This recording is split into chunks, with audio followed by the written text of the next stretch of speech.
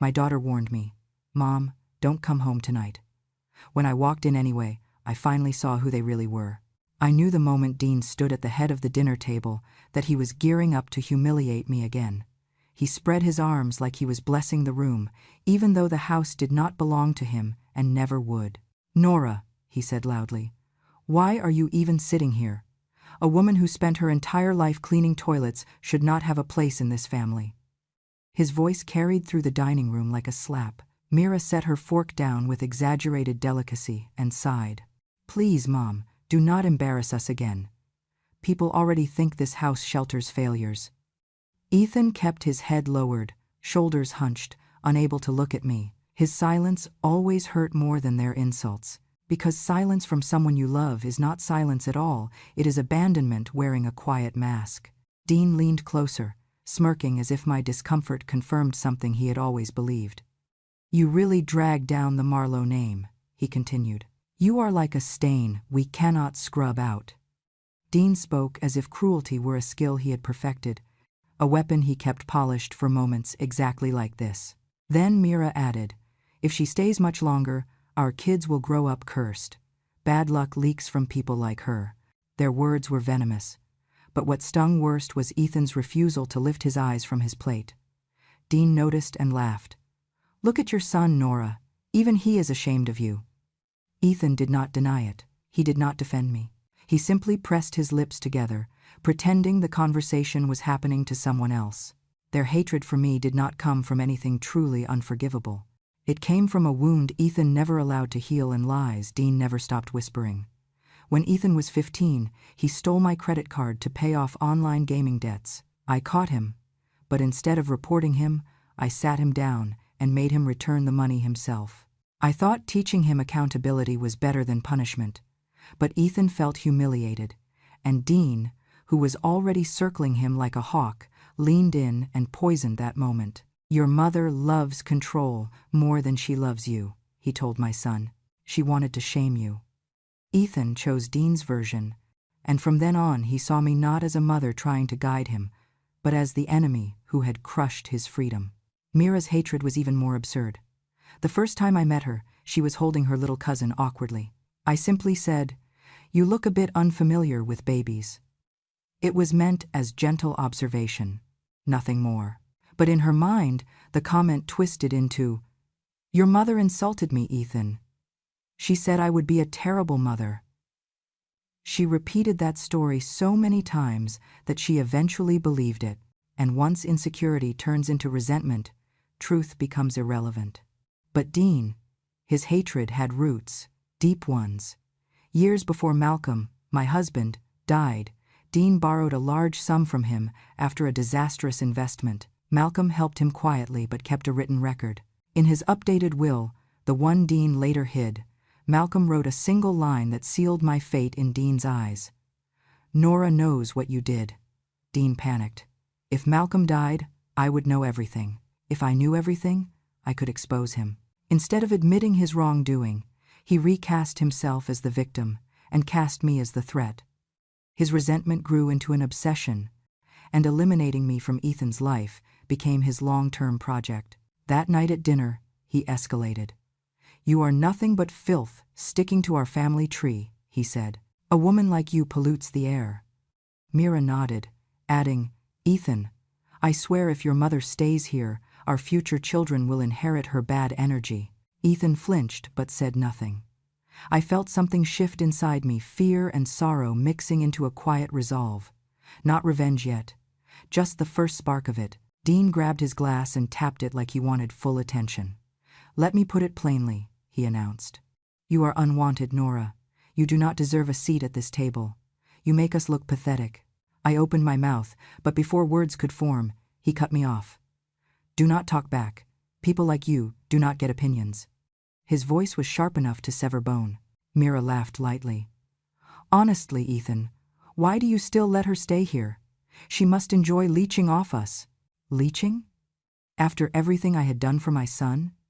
After raising him alone when Malcolm was sick? After selling my jewelry to pay for his college applications? But none of that mattered now, because the narrative Dean built had already swallowed the truth. Then Dean leaned forward, eyes gleaming with malice. "You know what the real problem is, Nora?" he asked. "You walk around thinking you deserve respect. But respect is earned. What have you ever earned?" Ethan finally looked at me. Not with anger, with something worse, disappointment. I swallowed my pride and steadied my voice. "Ethan, please do not believe everything they say." Dean slammed his palm on the table. "See? She is manipulating you again. This woman destroys every room she walks into." In that moment, surrounded by people who wished me smaller, quieter, erased, I realized something unsettling. They were not trying to hurt me. They were trying to break me. And I felt the first fragile click of a decision forming inside my chest. I would not let them, not this time. The morning after that cruel dinner, I woke to the sound of keys jingling. Before I could sit up, Dean pushed my bedroom door open without knocking. His silhouette filled the frame like a warden inspecting a cell. "New policy," he said, stepping in as if the space already belonged to him. He reached behind the door, plucked the small brass key from the lock, and held it up with a smirk. "You do not get privacy anymore. People like you do stupid things when unsupervised." He pocketed the key and walked out without giving me time to respond. I stared at the empty doorway, feeling the walls close in. At breakfast, Mira slid a plate toward me, cold leftovers from the night before, still stiff with congealed fat. She kept the warm plates for herself, Dean, and Ethan. "This is appropriate for you," she said casually. "Hot food is for people who contribute." Ethan kept his gaze fixed on his eggs, pretending not to hear. I tried to speak softly. "Ethan, could we talk later today?" Dean answered instead. "She thinks she gets private conversations. How adorable." Then he leaned back, crossed his arms, and announced, "From now on, household resources go to people who matter. That includes electricity." He shot me a pointed look. "So do not touch the washing machine. The power bill is not for freeloaders." When I gathered my laundry that afternoon and carried it to the garage anyway, hoping he would not notice, Dean appeared as if he had been waiting around the corner. "What did I say?" He snatched the basket from my hands and dumped my clothes onto the cement floor. "You cost us money every time you press a button. Money this family earns, not you." I bent down to pick up my things, my fingers trembling. Mira walked by slowly, eyeing me with a sneer. "Your age group belongs in nursing homes, Nora. Every day you stay here costs us." She tapped her manicured nail against the washer. "And you dare to use our appliances." I swallowed the ache in my throat. "I have never tried to be a burden," she snorted. "That is exactly what a burden would say." Ethan walked in during the last part, but instead of saying anything, he turned around and walked out.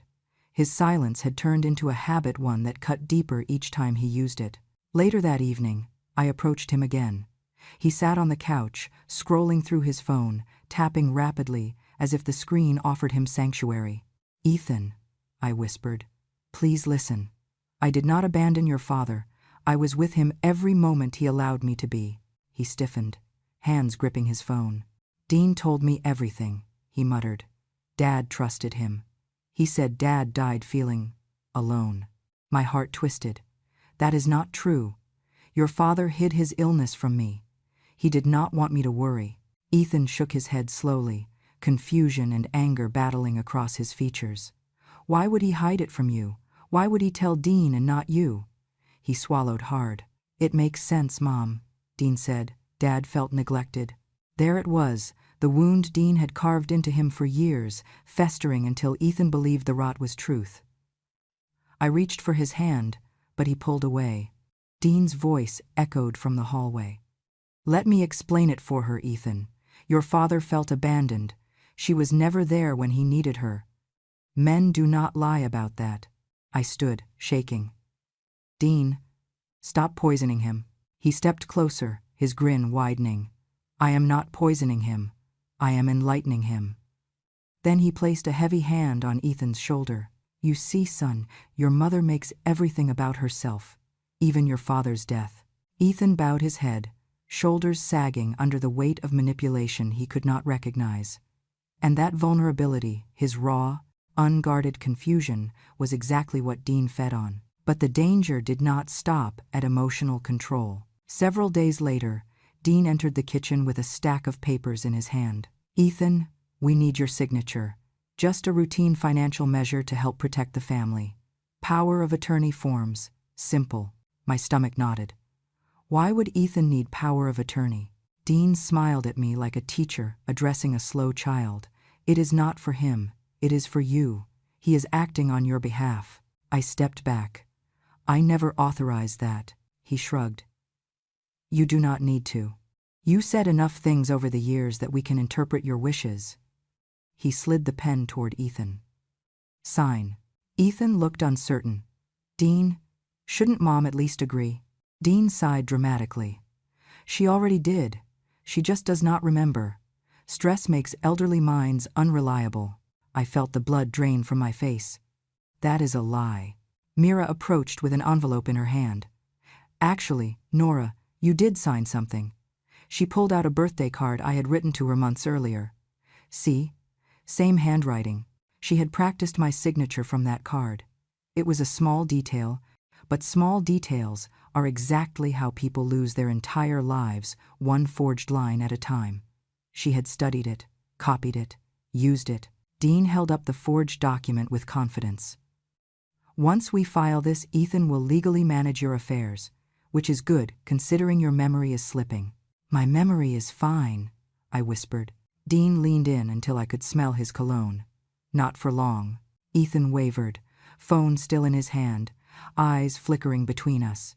He was torn, but manipulation had wrapped him so tightly he could not recognize danger even when it stood inches from his face. Dean pushed the pen toward him again. "Sign.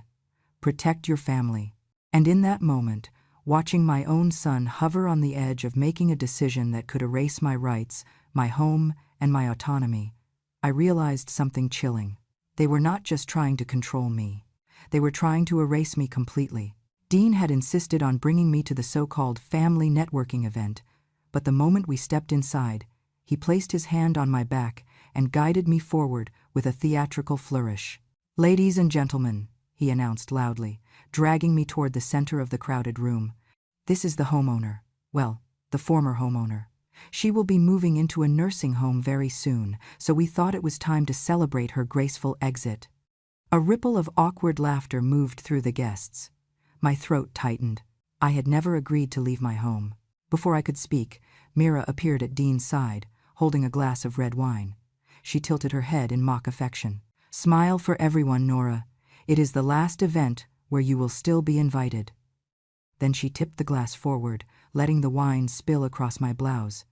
The liquid bled through the fabric, cold and humiliating. Mira gasped theatrically. "Oops. She is used to stains. It suits her." People snickered, some muttering behind their hands. I saw Ethan standing across the room, frozen in place, eyes wide like a child caught between two fires. When a couple approached him and whispered something, Ethan cleared his throat and forced a polite smile. "My mother, she is not really herself these days," he said. "She forgets everything." It has been hard. My heart clenched. Hard. That was the word he used to describe me. Not my mother, not the woman who raised me, but a burden he had been conditioned to resent. A man near the fireplace frowned. "Funny," he said. "I ran into her yesterday outside the market. She remembered my name. She was perfectly coherent." His skepticism cut through the room.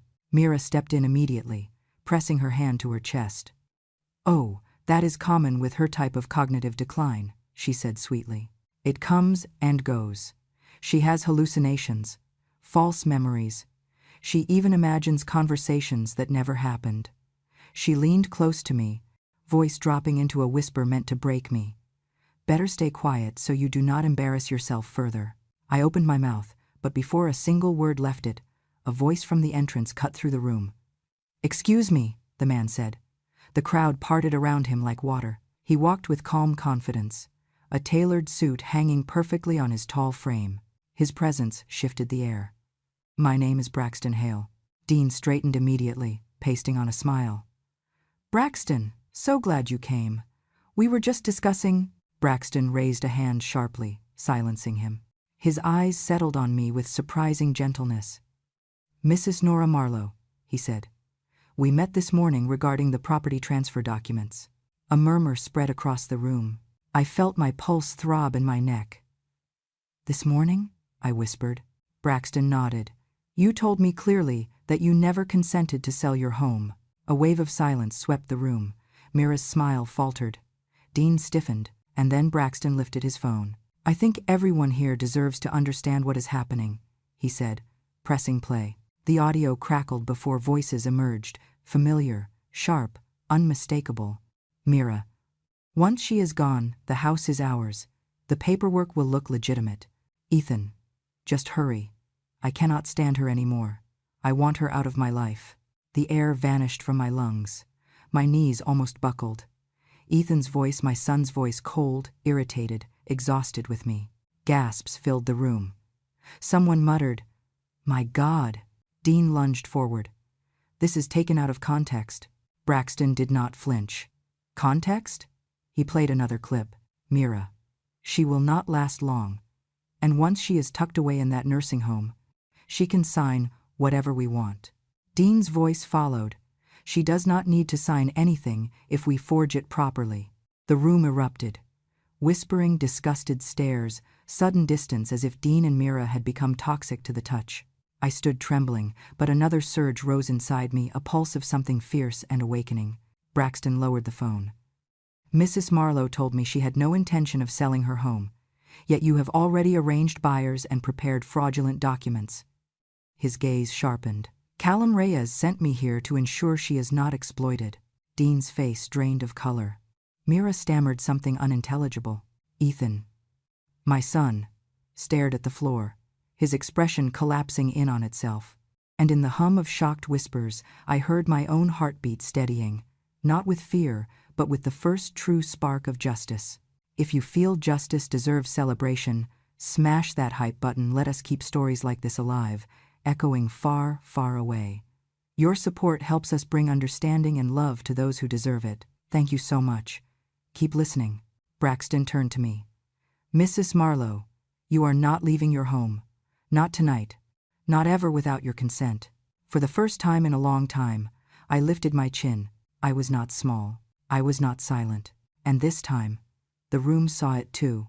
I met Callum Reyes the next morning in a quiet corner office overlooking Lake Erie. The blinds were half drawn, leaving wide bands of light across the table where he had placed a thick envelope sealed with a stamp I had not seen in years, Malcolm's attorney's crest. My breath faltered when I recognized it. Nora, Callum said softly, sliding the envelope toward me. This is your husband's actual will, the one Dean suppressed. For a moment, I could not move. My fingers hovered above the seal, trembling, before finally breaking it open. Papers slid out, legal sheets, notarized, untouched by forgery. The first line struck me like a bell. I, Malcolm Marlowe, leave all property, assets, and accounts solely to my wife, Nora Marlowe. All, every word of it spelled out what Dean had spent years convincing Ethan was his birthright, what Mira believed she would someday inherit. My home, the savings, the land Malcolm had purchased decades ago with sweat and sacrifice. They belonged to me. They always had. I kept reading, breath shaking, until I reached a handwritten page tucked in the back. The moment my eyes saw the familiar looping letters, my heart twisted. My Nora, the note began. If you are reading this, it means I could not protect you myself. The room blurred around me. Callum remained quiet, folding his hands. I know Dean still circles our family, pretending loyalty. The letter continued. He owes us more than he ever repaid. I fear he will try to manipulate Ethan after I am gone. Please be cautious. He is not the man he pretends to be. I pressed the page to my chest. Malcolm, you knew, I whispered. Callum nodded. He worried about you, enough to change his will quietly without telling Dean. But why keep it secret from me? My voice cracked. He said he did not want to burden you, Callum explained. He knew you would insist on confronting Dean yourself, even when you were already carrying too much. My throat tightened. Malcolm had always known me better than I knew myself. Callum cleared his throat gently and opened another folder, this one containing several sealed letters bearing dates that stretched across the last year of Malcolm's life. These were found in his medical file and at the clinic. Dean intercepted most of them before they ever reached your mailbox. He laid them out in front of me. I opened the first. My love, I must keep the truth of my illness from you a bit longer. You work too hard already. I cannot stand the thought of adding fear to your days. My breath hitched. I opened the next. I know you will blame yourself someday, thinking you were not there enough. Please don't. I hid too much from you. I chose that, not you. Another letter. Dean visits me sometimes. He asks about our finances. Too many questions. I do not trust the way he speaks about future arrangements. Be careful. The final letter nearly broke me. You have never failed me, Nora. You have never abandoned me. If anyone tells you otherwise, they lie out of fear or selfishness. Remember that. I gripped the pages until they trembled. Every accusation Ethan had thrown at me. Every cruel whisper Mira repeated. Every pointed look from Dean. All of it had been built on lies, on manipulated guilt, on truths stolen before they reached me. He knew I would be blamed, I whispered. He tried to protect me even from beyond the grave. Callum nodded. And now, the truth is yours to hold. Legally, ethically, completely. I wiped my eyes, then squared my shoulders as if Malcolm's hands had settled on them. Callum, I said quietly. Dean has controlled my son, my home, my life. He humiliated me publicly. He reduced me to someone small, someone silent. My voice steadied. No more. He studied me with the kind of respect no one in Dean's house had shown me in years. What do you want to do, Nora?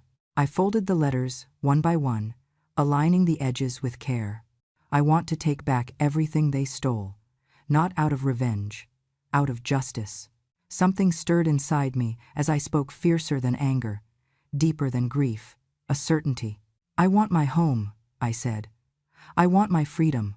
I want my husband's truth restored, and I want them to face what they've done. Callum nodded slowly. Then we will move forward. I will file the will with the court, invoke the elder fraud statutes, and issue a cease order to anyone attempting to transfer your property.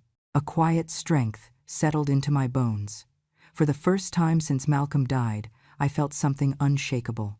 My voice came out steadier than I expected. Good. Let them feel the ground shake under their feet. Let them see who I really am. And in that moment, I no longer felt like a woman cornered. I felt like a woman rising. When the legal notice arrived, it came in a thick white envelope stamped with the court seal. Dean opened it at the kitchen counter while I rinsed a teacup, pretending to mind my own business. The moment his eyes scanned the first page, his face drained of color. His jaw tightened, and the paper shook in his hands. "What the hell is this?" he muttered, though loud enough to fill the whole room. Mira hurried over, snatching the summons from him. She read it quickly, then gasped. She's contesting the estate? Claiming ownership? Of everything? Her eyes cut toward me with venom. You sneaky witch. Dean slammed the document on the table. She thinks she can take what's mine? She thinks she can challenge me after everything I've done for this family? I didn't respond. Silence was my armor, and for once, it struck him like a slap. He stormed toward me. "You're making a mistake," he growled. "You'll regret this." I looked up at him calmly.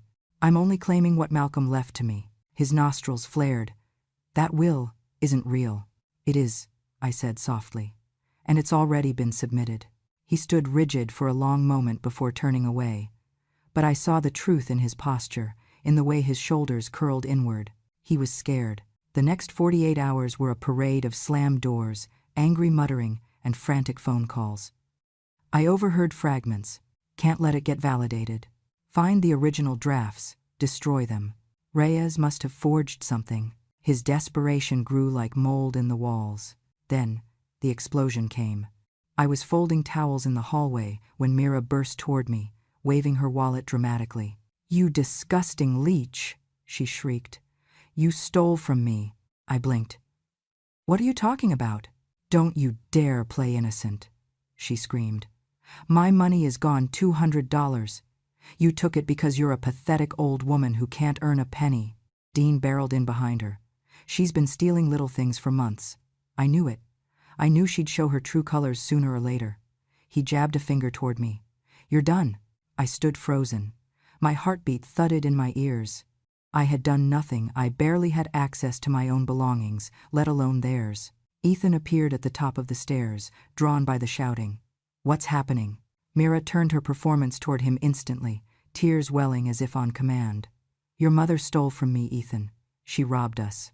He stared at me with a mixture of exhaustion and something far worse, belief. It felt like someone pressing a thumb into a bruise that had never healed. "I didn't take anything," I whispered. Mira snapped. "Liar!" But before Dean could stoke the fire any further, the front door opened. Callum Reyes stepped inside with the calm precision of a man who knew he belonged exactly where he was. "Good afternoon," he said evenly. "I'm here because we need clarity on several matters." Mira immediately rushed toward him. "Perfect timing. Arrest her or whatever you lawyers do. She stole from me." Callum raised one eyebrow. "Is that so?" "Yes," Mira cried. "She took my money. She's a thief." "Interesting," Callum said, reaching into his briefcase and producing a small device. "Because yesterday I installed temporary security cameras in the common areas of this house to ensure Mrs. Marlowe's safety during the legal proceedings." Dean froze. Mira's face blanched. Ethan stiffened. I stood still as stone. Callum pressed a button. Footage appeared on his tablet. There was Mira alone in the living room, slipping 2 bills from her wallet and sliding them into her own jacket. Then she clutched her purse, gasped dramatically, spun around, and began rehearsing her outrage in the mirror. Mira on screen. "That hag stole from me. I knew she would. Poor me." Mira off screen. "Turn it off. Turn it off, right now." Callum didn't flinch. "This is time-stamped, stored in cloud backup, and admissible." Dean swore under his breath. Ethan stared at the floor, shame flooding his face. "This is harassment," Mira spat, voice trembling now. "You invaded our privacy." Callum cut her off. "You fabricated a theft to influence legal proceedings. That is a crime, and you did it in front of a vulnerable elder dependent on you for housing." The room was silent, but the silence didn't last, because what Callum revealed next cracked the foundation beneath the house. He opened a separate folder. "Dean," the bank responded to my inquiry. He placed a stamped letter on the table. "They confirmed you used Nora's property that is legally hers as collateral for your loans." Dean's face contorted. "That land was Malcolm's. I had every right." "No," Callum said sharply. "You forged her authorization. You signed documents claiming she consented. That is bank fraud, a federal offense." Mira stumbled backward. Ethan's hand trembled against the railing. Callum continued, steady and merciless. "The bank is opening a formal investigation. They have already frozen the credit line attached to your business accounts." Dean muttered. "You can't do this." But the fight was gone from his voice. "I haven't done anything," Callum replied. "You did." The room felt suddenly small, as if the walls themselves leaned in to witness his downfall. Dean staggered to a chair, gripping the back of it so tightly his knuckles blanched. "My company will collapse. Everything I built, gone." Callum looked at him without pity. "You built it on stolen ground," Mira hissed. "This isn't fair." But even Ethan murmured under his breath, "Mira, stop, just stop." Mira's eyes widened, as if betrayal could only go one direction. For the first time, Ethan looked at me not with hatred, not even with confusion, but with the flicker of a man waking from years of manipulation. I did not look away, because this wasn't just proof, it wasn't just vindication. It was the beginning of justice, and justice was finally on my side. The house was unusually quiet that night, the kind of silence that feels staged, like everyone inside is holding their breath. I had just finished folding a blanket when Dean stormed into the living room, his steps heavy, his rage no longer masked by the polite cruelty he usually wore like a tailored suit. "Get up," he snarled. I looked up slowly. "Dean, it's late. What is—" "Save it." He pointed toward the door with a trembling hand. "You're leaving this house tonight." My heart thudded once, painfully. "Tonight?" He moved closer so quickly I had to take a step back. "Before sunrise, before you destroy anything else I've built. You think you can take my assets? My company? My reputation? No, I won't let you stay here another second. Dean, I whispered, I haven't destroyed anything. This is simply the truth coming out. He laughed, a short, sharp sound that mirrored breaking glass. Truth? You wouldn't know truth if it slapped you. He grabbed my arm, his fingers pressing deep enough to bruise. Pack your garbage. You've got 5 minutes. I tried to steady my breathing. This is my home. Not anymore, he snapped. Not when you're stabbing us in the back. Not when you're dragging our name through the mud. Before I could answer, Ethan appeared at the bottom of the stairs. He looked tired, uncertain, like someone torn between two storms. But then Mira stepped behind him, arms folded, chin lifted, and Ethan's spine hardened. Dad? He asked. What's going on? Dean gestured toward me like he was unveiling a criminal. She's leaving. Tonight. I'm done with her sabotage. She wants us ruined. She can watch from the outside. Ethan turned to me, jaw tight. Mom, why are you doing this to us? My breath caught. Ethan, I'm not. He cut me off, voice rising. You are a burden. Everything has gotten worse since you started fighting with Dad. You're tearing the family apart. The words hit me like a physical blow. Not because they were new, but because this time he said them with conviction, full, forceful, unforgiving. Ethan, I whispered, I am your mother. He looked away. And you're ruining our lives.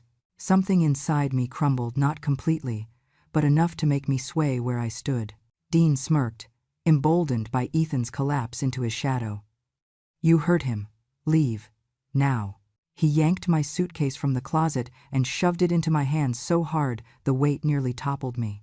Move, he barked, or I'll drag you out myself. I felt the old ache rise in my chest, the instinct to shrink, to endure, to simply survive, but something else rose too. A small, steady voice inside me whispering, this isn't your shame. But Dean didn't give me time to gather myself. He seized my wrist and marched me toward the front door, shoving my suitcase ahead of him. Mira stepped aside with a satisfied smile. Good riddance, Nora. Honestly, I'm shocked you lasted this long. You should have left years ago, Ethan added, softer but no less cutting. My fingers trembled against the handle of my suitcase. I wanted to speak, to say something that might reach whatever was left of the boy I raised, but the words refused to leave me. Dean flung the door open, letting a gust of cold air sweep through the hallway. Out. The wind stung my eyes, or maybe that was the tears threatening to fall. He shoved me forward, my foot stumbling onto the porch, and then a flash of red and blue lit the street. Another flare. Then another. Doors slammed. Heavy footsteps approached. A voice boomed from the yard. Mr. Dean Marlowe, Cleveland Police Department. Step away from Mrs. Marlowe immediately. Dean froze, his hand still gripping my arm. What is this? Who called? Hands where we can see them, an officer ordered, climbing the steps with decisive force. Mira gasped.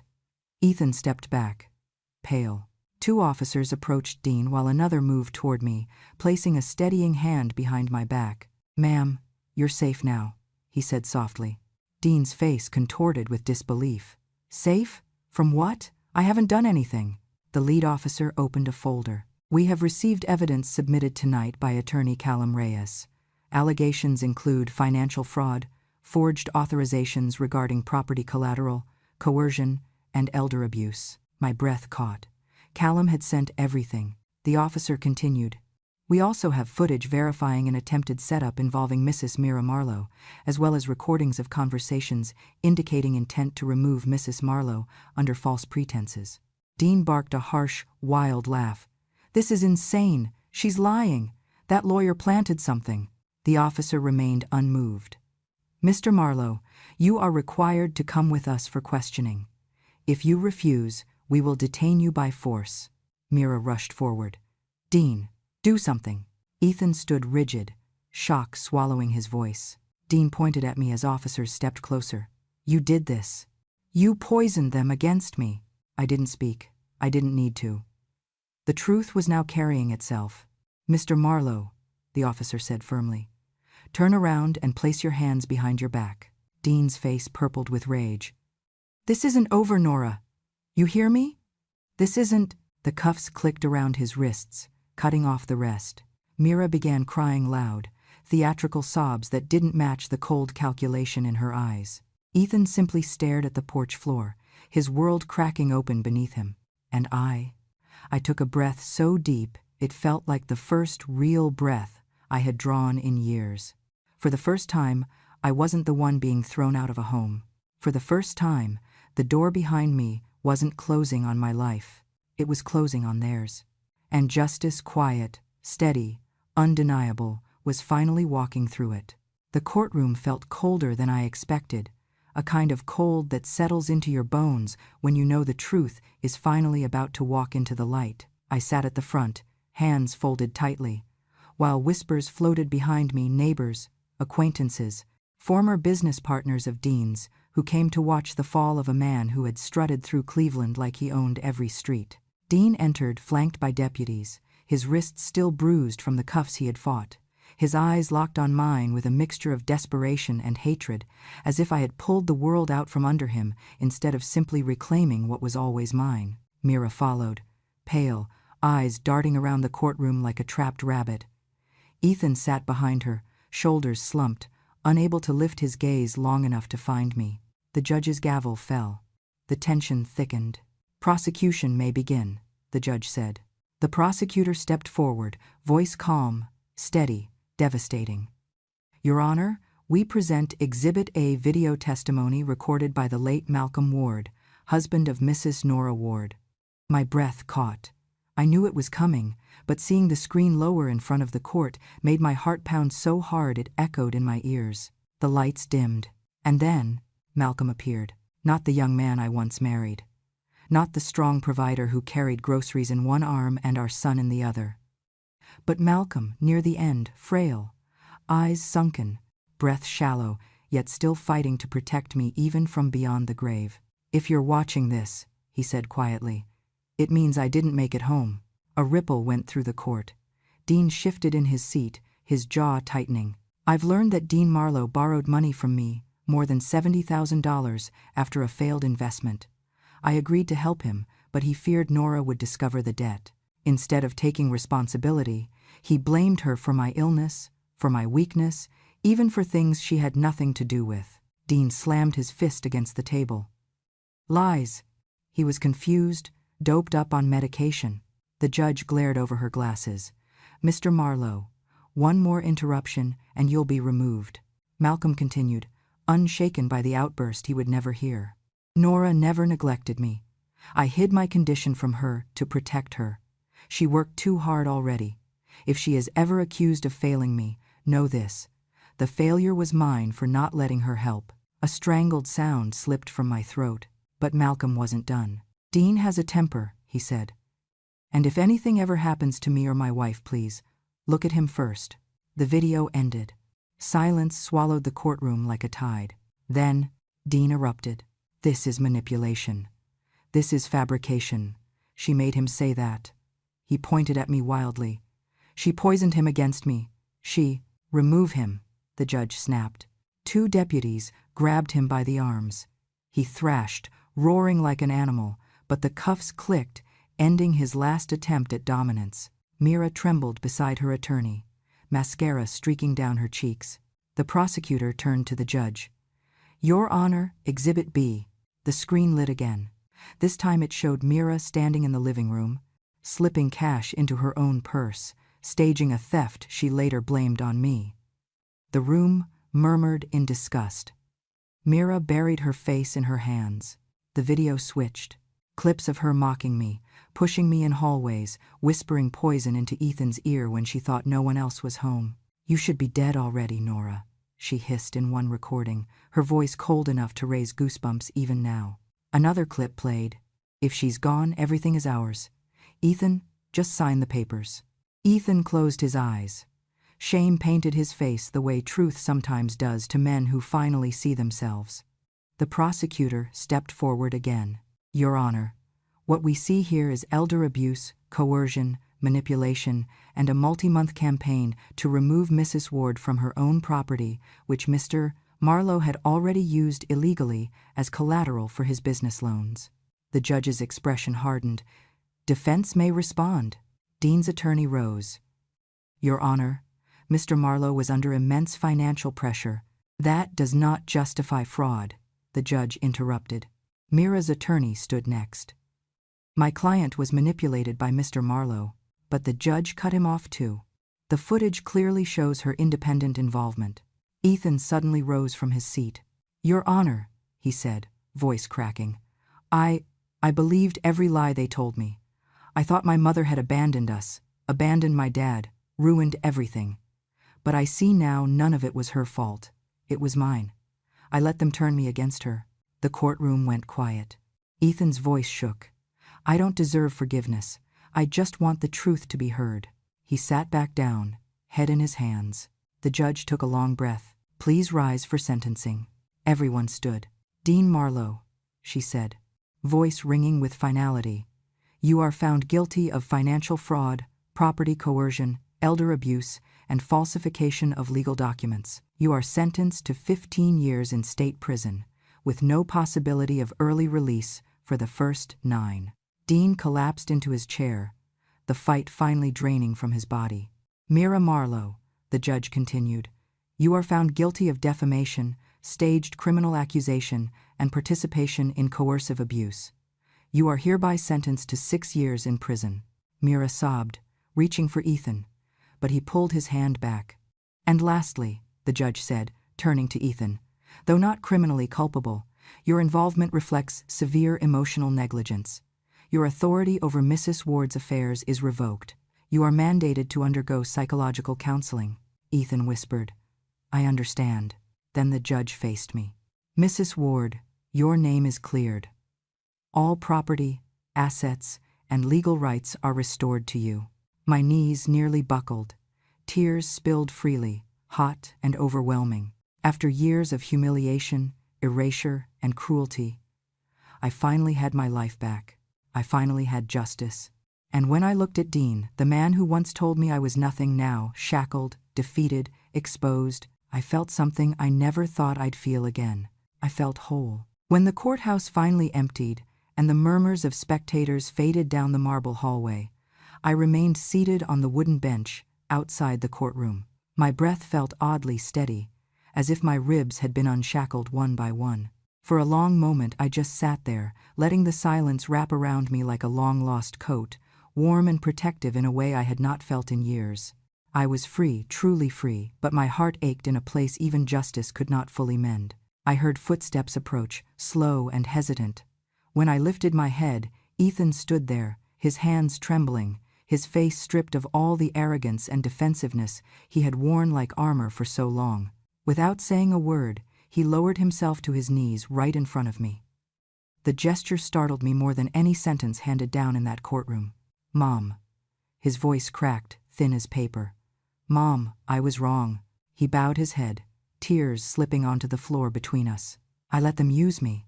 I let them twist everything you ever were. I thought I was protecting my family, but I was hurting you over and over, and I did not even stop to question it. He swallowed hard, shoulders shaking. Dean told me you resented me. Mira told me you held me back, and I believed them because it was easier than facing my guilt about Dad, about not seeing how sick he really was. I blamed you for things that were never your fault. I reached out, placing a hand on his cheek the same way I did when he was a boy who scraped his knees climbing trees in our backyard. He leaned into my touch like a man who had been starving for forgiveness. Ethan, I said quietly, you forgot me, but I will never forget you. His sobs broke open, raw and unfiltered. He pressed his forehead against my hands. Can you ever forgive me? I want to make things right. I want to rebuild everything I destroyed. Forgiveness is a strange thing. It does not erase. It does not blind. It simply opens a door where a wall used to stand. And I was tired of living behind walls. I nodded once. You are my son. You never stopped being my son. He cried harder, but for the first time, the tears did not feel like weapons. They felt like beginnings. 2 weeks later, I walked through the front door of my house, without anyone telling me where to stand or how quietly I should breathe. The wooden porch creaked under my feet. The same sound Malcolm used to tease about when he said, "This house groans like an old man." I smiled for the first time in what felt like forever, as the scent of aged pine and dust carried memories back across the years. The living room was still cluttered from when Dean and Mira tried turning it into a sale-ready property. But now, nothing belonged to them. Every document, every title, every key had been returned to me.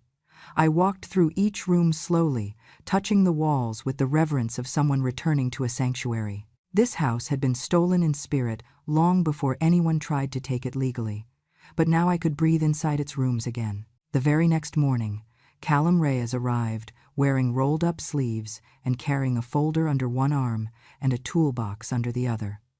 He stepped onto my porch with that calm, steady presence that had carried me through every legal twist and every moment when I nearly lost my courage. "Thought I'd help you get settled," he said with a soft smile. "Your house deserves a fresh start." We spent the afternoon replacing a loose railing, tightening window frames, and sorting old documents that Malcolm had tucked away in places I never checked. Callum explained every legal protection now surrounding my property, making sure I understood that no one, not a spiteful in-law, not a manipulative spouse of my son, not a fraudulent businessman, could ever touch what belonged to me again. "You're safe now," he told me, placing the completed binder on the kitchen table. "The law is on your side, permanently." I looked at him for a moment, studying the quiet kindness in his expression. "Thank you," I whispered. "You were there when no one else was." He shook his head. "You did the hard part, Nora. You stood up. For a woman everyone once called powerless, those words felt like the purest silver placed in my hands." Ethan visited often in the weeks that followed. Not with excuses or dramatic tears, just small acts of rebuilding. Groceries, fixing a broken fence, planting flowers in the front yard like he used to as a child, helping Malcolm on Saturday mornings. Sometimes he simply sat at my kitchen table, listening as I told him things he had forgotten, or perhaps never knew. One evening, he held Malcolm's old watch, the same one I kept in a drawer since the day he passed. He turned it over slowly. "Mom, Dad really loved you." "Yes," I said, voice softening. "He did. And you? You loved us both more than we ever understood." I reached out and squeezed his hand. "Now you understand." He nodded, eyes glassy but clear, finally clear. When the house grew quiet again that night, I stepped out onto the porch. A thin breeze swept across the yard, stirring the leaves just enough to make the wind chimes ring. The sky above Cleveland stretched wide, painted with the soft glow of early evening, the kind of sky Malcolm loved to watch with a cup of tea in hand. I stood there for a long time, feeling the boards beneath my feet, the familiar creak of a home that had endured storms just as I had. The world felt solid again. And as I looked out across my reclaimed life, I said the words that had been building inside me since the day Dean tried to break me. They once said all I could do was scrub toilets, but the truth is, they never knew I could stand up. I lifted my chin, letting the night air brush against my face. Because I had stood up, I was still standing, and I was not going anywhere. My dears, if you stayed with me until the very end, thank you. This story was not just about pain or betrayal. It was about standing back up when the world tells you to stay small. It was about remembering your worth even when others try to bury it. And if my voice reached you today, if it reminded you of your own strength or your own quiet battles, then I am grateful. And if you want to keep walking with me through these stories of truth, healing, and justice, please make sure to subscribe to Grand MA True Stories. Your support keeps my little lantern glowing, so we can continue shining light on the lives so many people try to silence. Until the next story, my loves, Grandma is holding your hand from here.